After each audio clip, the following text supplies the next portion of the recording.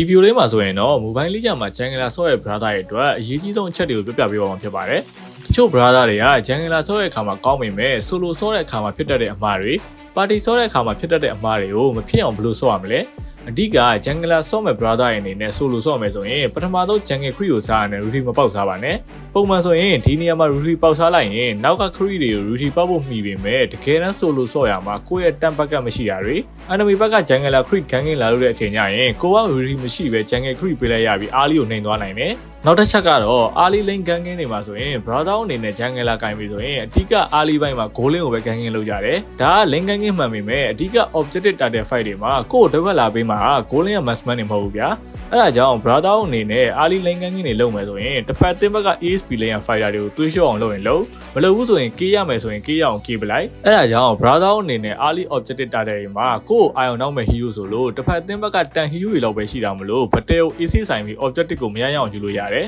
နောက်တစ်ချက်ကတော့ retreat ပေါက်ထုတ် Jangler ကောင်းတစ်ယောက်ဖြစ်ဖို့ဆိုရင် target တွေ law တွေကိုကိုယ့်ရဲ့ Jangler အားသာချက်ဖြစ်တဲ့ retreat နဲ့ပေါက်ထုတ်ဖို့ပဲပုံမှန်လို့တကက် target တွေ law တွေမှာ battle ဖြစ်ပြီးလင်းတာနှိပ်လို့ကန်ကောင်းပြီးရောက်လာတာ brother တို့အတွက် Jangler ကောင်းတစ်ယောက်မဖြစ်စေဘူးအဲ့ဒါကြောင့်မလို့ brother အနေနဲ့ objective တွေယူပြီးဆိုရင်ကိုကင်ထားတဲ့ hero ကဘယ်လို hero လဲဒီ hero ရဲ့ဘယ်လိုအားသာချက် spell တွေကိုအသုံးချပြီးရအောင်ယူမလဲဆိုတာကိုအရင်ဆုံးတွေးပါ